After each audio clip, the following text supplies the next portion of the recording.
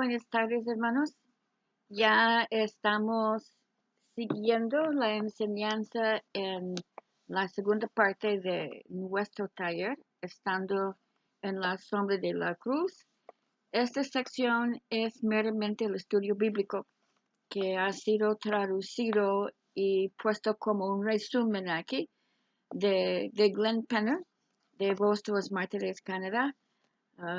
Como les expliqué, fue en un estudio, un texto que así, esta es la copia en inglés, entonces ustedes pueden ver que es amplio y fue diseñado para atender el comentario de Richard Wurmbrand que no existía un curso a nivel universitario o de seminario sobre la persecución.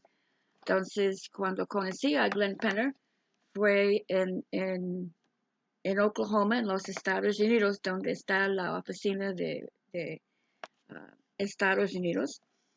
Y él se quedó por el año estudiando en la universidad allí y preparando su texto. Entonces, yo lo leí en inglés después, me regalaron la copia en español y me impactó leer lo que él se presentó. Entonces, sabiendo que es más práctico, que no sería muy fácil para vender un libro así de este tipo por el costo y que no sería tan llamativo por el cristiano común y corriente, decidimos hacer el libro pequeño así, pero todo el impacto está incluido en este libro. Siempre les enseño por lo que es la portada, pero ahí atrás tenemos, um, tenemos un comentario que escribió Glenn Penner y lo pensamos suficiente e importante para incluir en portada y a veces se me olvida para presentarlo. Entonces, con el estudio que vamos a hacer ahorita, tocando como la persecución se presenta meramente en Génesis y, y a través del Antiguo Testamento, lo voy a compartir. Entonces dice, dos hermanos presenten una ofrenda al Señor. Uno es un pastor de ovejas y el otro es un labrador de la tierra. Una de las ofrendas es aceptable para Dios, la otra no lo es. Esto conduce a que un hermano se levante contra el otro y lo mate. En los primeros 4 capítulos de la Biblia somos testigos del primer caso de martirio o de persecución religiosa. Caín asesinando a su hermano Abel. Génesis 4, 2 a 8. A través de todas las escrituras, Antiguo y Nuevo Testamentos, se revelan las pruebas y persecuciones de quienes escogen vivir vidas piadosas. Desde Abel hasta los profetas, desde Juan el Bautista hasta los discípulos de Jesús, el mundo siempre ha rechazado la verdad. En A la sombra de la cruz, el texto completo de Glenn Penner, usted puede acompañar a Glenn Penner mientras él explora el tema del sufrimiento y la persecución a través de toda la Biblia, desde Génesis hasta Apocalipsis. Se incluyen observaciones y estudios de casi 200 eruditos cristianos, tanto antiguos como modernos. Nunca antes se había estructurado un estudio bíblico tan intenso sobre el tema de la persecución. Entonces, yo sí les he dicho, este manual es pequeño, pero lo que comparte es pesado. Y la palabra que utilizan aquí es intenso, es intenso. A veces para los hermanos que no quieren escuchar sobre la violencia o agregaciones o lo que es muy triste, lo que pasa a nuestros hermanos y hasta que puede asustar a uno, Entonces, yo sí he dicho que lo que compartimos puede ser visto como pesado.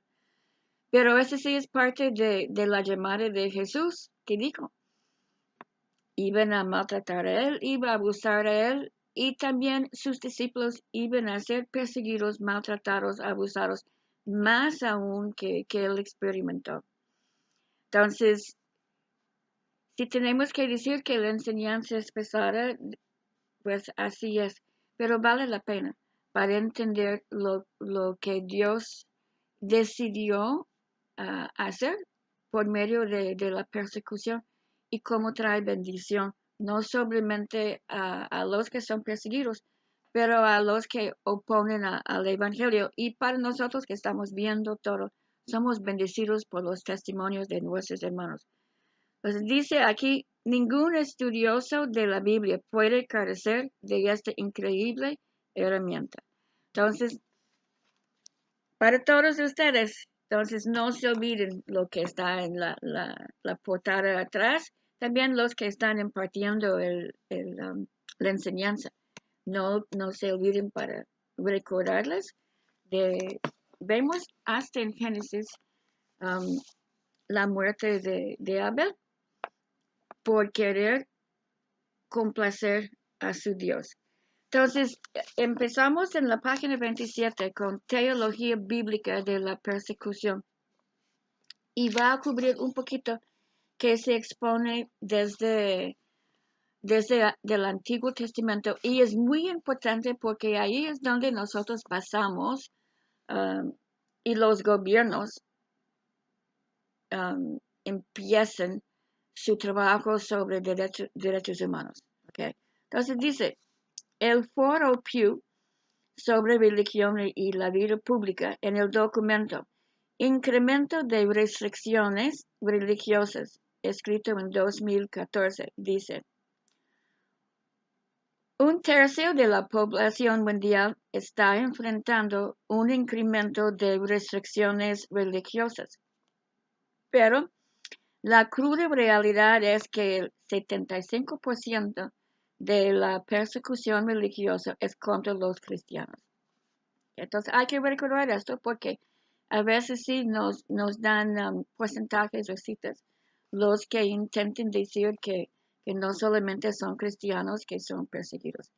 Se estima que 156,000 y 178,000 es el promedio de muertos por causa de su fe en Cristo la década pasada.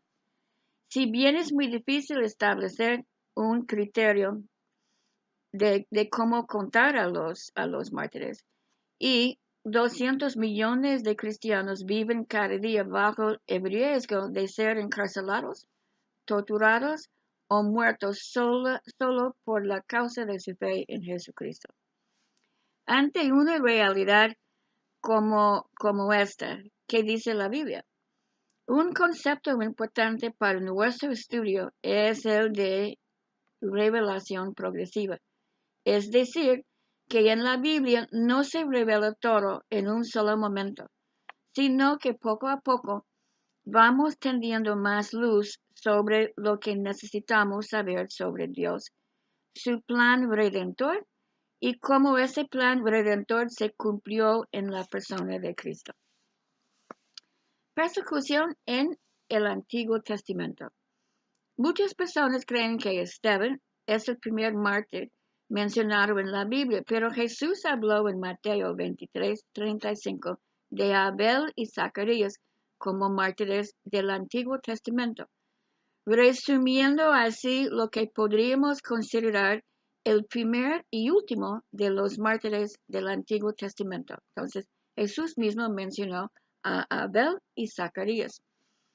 En este espacio abordaré, entonces este sí es Glenn Penner, que está escribiendo, solo algunos aspectos de la teología del Antiguo Testamento que son particularmente importantes para una comprensión de los derechos humanos, la persecución y el ministerio de voz de los mártires.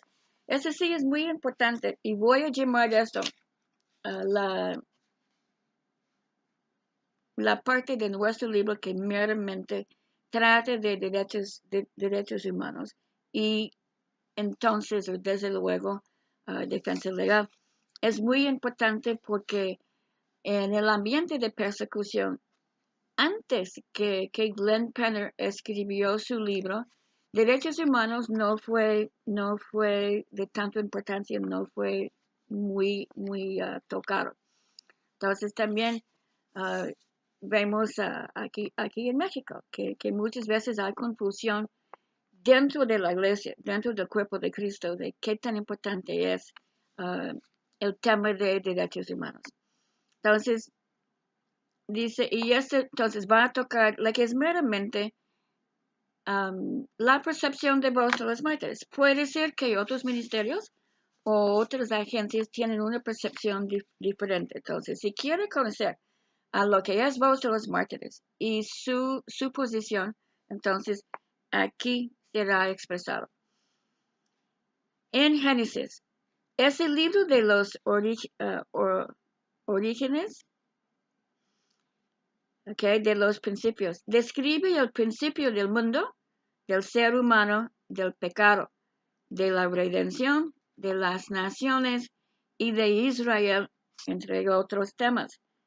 Los relatos de la creación del hombre, entendido como sustantivo dual, es decir, incluyendo al hombre y la mujer. Génesis 1:27 nos revela la dignidad del ser humano por su origen, porque es creado por Dios. Número 2, su naturaleza esencial, creado a la imagen de Dios. Y número 3, su vocación, representante de Dios en el mundo. Entonces, en este Génesis revela la dignidad de todo, de cualquier ser humano, por 1, ser creado por Dios; 2, su naturaleza esencial, creado a la imagen de Dios; y 3, su vocación, ser representante de Dios en el mundo. Entonces, vamos directamente a Génesis en el principio, que ya este era el plan de Dios, y donde Él siembra derechos humanos, los derechos, como vemos a cada ser humano. Imago Dei, imagen de Dios. Es fundamental tener una comprensión de la imagen de Dios en el ser humano para poder entender qué son los derechos humanos y su relación con nuestro tema del estudio. Cuando hablamos de imagen de Dios, esto incluye los siguientes elementos. 1. Personalidad. El término personalidad no se refiere al cuerpo o corporalidad, sino a 3 características de un ente que lo hacen ser persona. Entonces, es de ser persona, que es los elementos de ser persona. Entonces, tenemos el intelecto, las emociones y su voluntad. Nos distinguen de los demás y nos permite relacionarse con los demás. 2. Moralidad.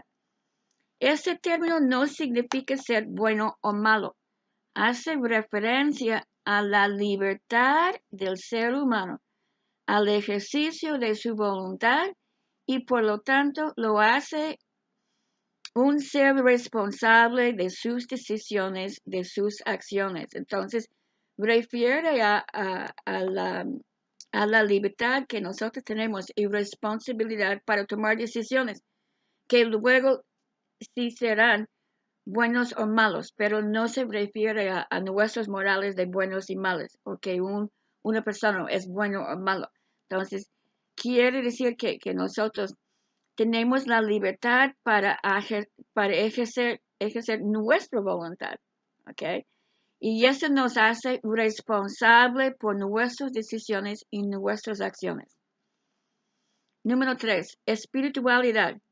Dios sopló en el ser humano y éste llegó a ser un viviente.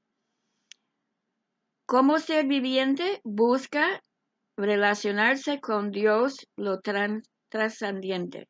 Entonces, como tenemos vida, entonces buscamos relacionarse con Dios mismo. Número 4, relacionalidad. El ser humano es un ser de relación como reflejo del ser de Dios. Entonces, reflejamos lo que es el ser de Dios, que como ser trinitario viven en común. La misma como Dios es Padre, Hijo y Espíritu Santo. Entonces, nosotros también somos, al ser humanos, relacionamos con otros, no aislados, no solos. Dios nos hizo para tener y desarrollar relaciones. Número 5, señorío. Dios dio al ser humano autoridad sobre la creación. El ejercer esa autoridad es parte de la imago Dei. De este concepto de imagen de Dios es que concluimos que el ser humano es alguien valioso y con derechos inalienables a los que no podemos renunciar. Esto es lo que se conoce como derechos humanos. Entonces, el último sí es muy importante, señorío. ¿Okay? Dios nos dio autoridad sobre la creación. Entonces, en este sí tenemos responsabilidad para cuidar a la creación. El ejercer esta autoridad es parte de imago Dei. Como nosotros sí somos hechos por Dios, estamos en su imagen, así nos dio autoridad en su nombre para ejercer esta supervisión, este cuidado. Entonces, porque Dios nos dio esta autoridad, entonces concluimos que el ser humano es alguien valioso y con derechos inalienables. Que tenemos valor meramente porque son creados por Dios y tenemos parte de cómo nos hizo, de personalidad, nos dio intelecto, emociones y voluntad, cosa que los animales y de la creación, como las montañas, los ríos, las plantas, no tienen intelecto, emociones, ni voluntad. Entonces, el ser humano es distinto, es creación distinta de Dios y así está hecho en la imagen de Dios.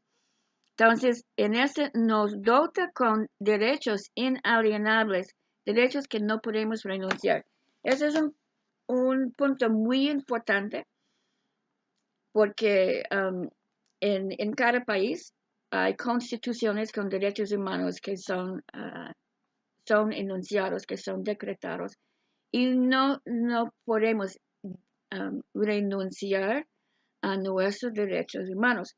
Hemos visto en Chiapas que muchas veces cuando funcionarios del gobierno o algunos abogados representando los casos a favor de nuestros hermanos, donde proponen acuerdos en lo que el cristiano renuncia sus derechos para ejercer su religión, para el libre tránsito.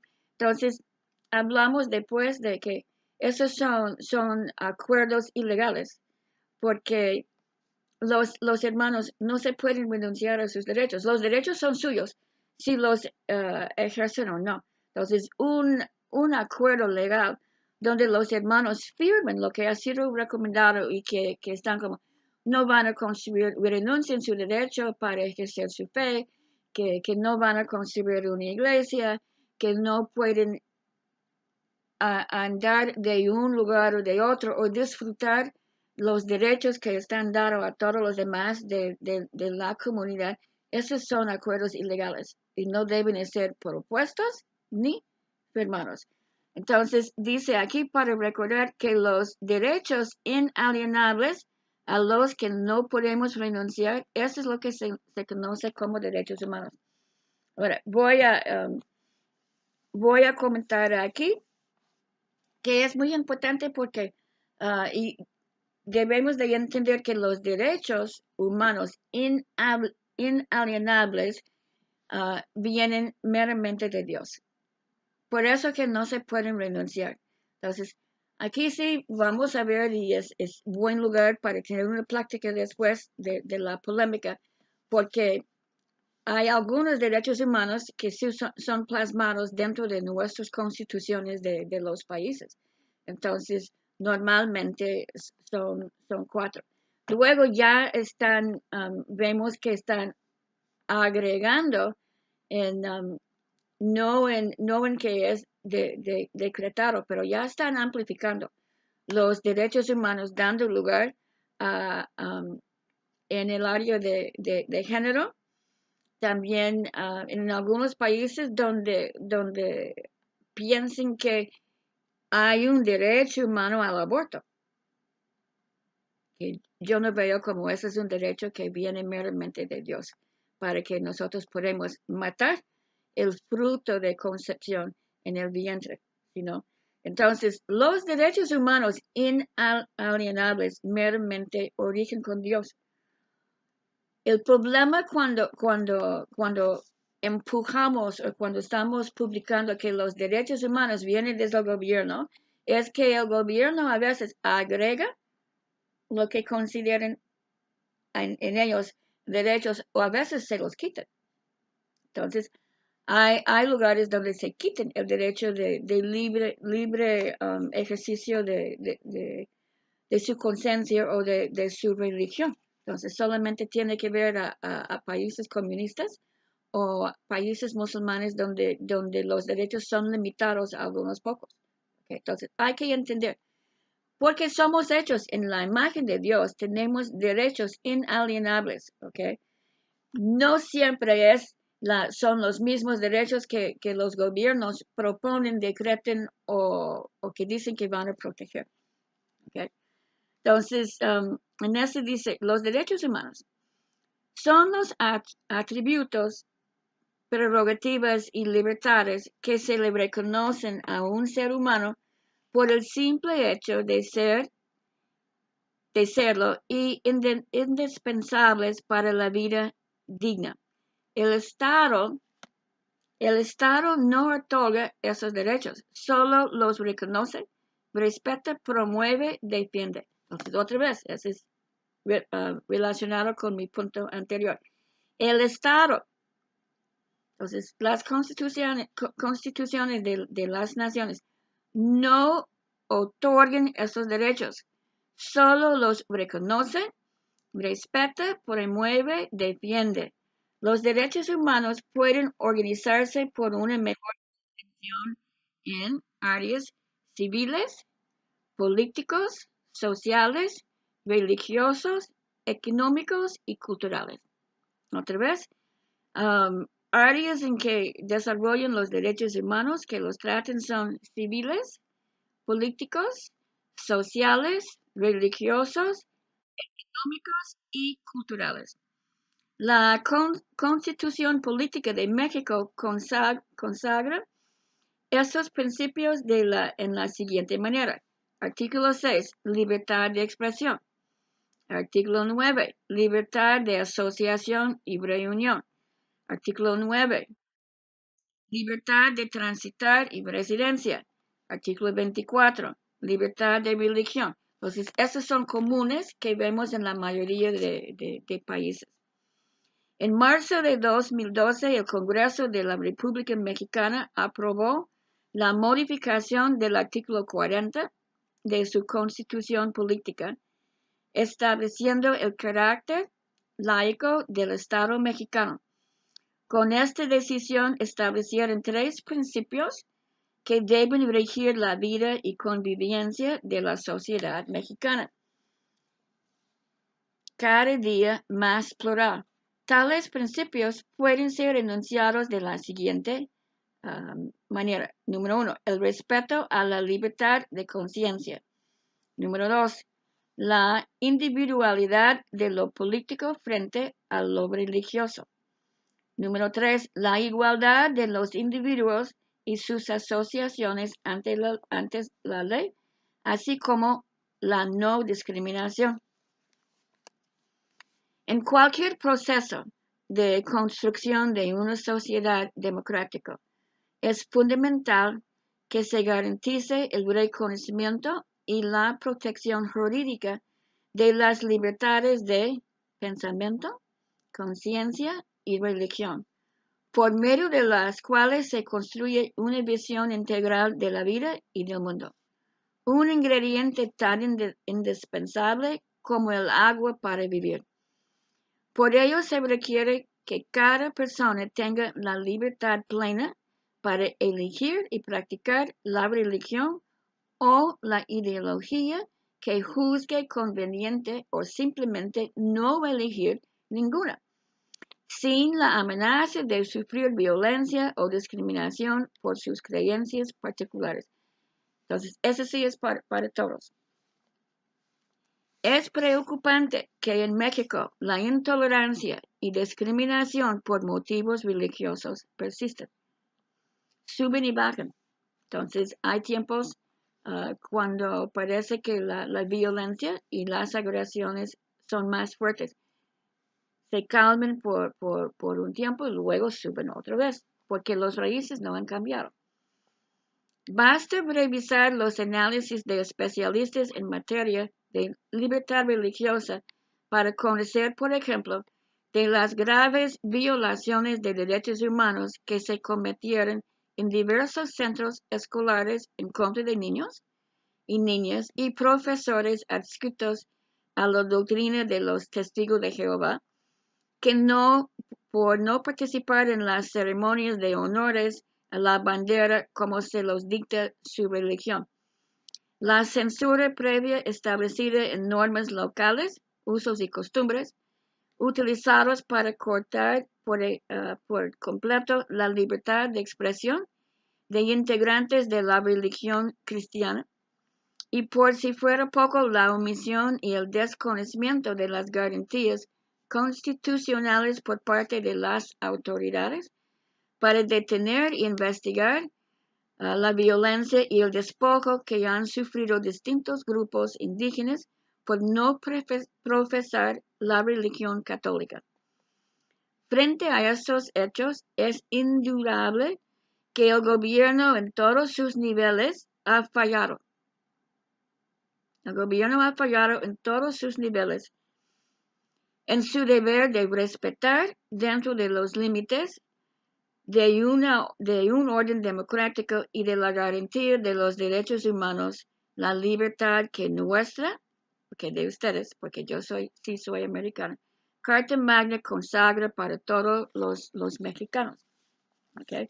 Entonces, esta parte lo que es, hay agregado una sección aquí por el autor del estudio, consultando con Glenn Penner para incluir algo que meramente trataba de México y su constitución y sus fallas. También, eso sí fue repasado por el mexicano que en este momento trabajaba con Voz de los Mártires en el área de atención inmediata. Entonces, agregamos aquí un poquito que no fue escrito por Glenn Penner, pero que sí fue escrito y agregado bajo su supervisión en consulta con él y aprobado por él.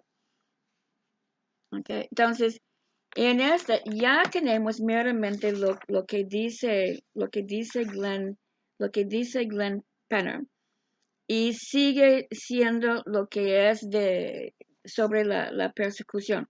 Entonces, esto voy a dejar para hacer la segunda parte de esto sobre los derechos humanos, porque se hace como algo difícil cuando estoy subiendo un video que sube de 20 a 30 minutos o más. Entonces, hay una sección que sigue por Glenn Penner solamente tratando los derechos humanos, que es muy importante.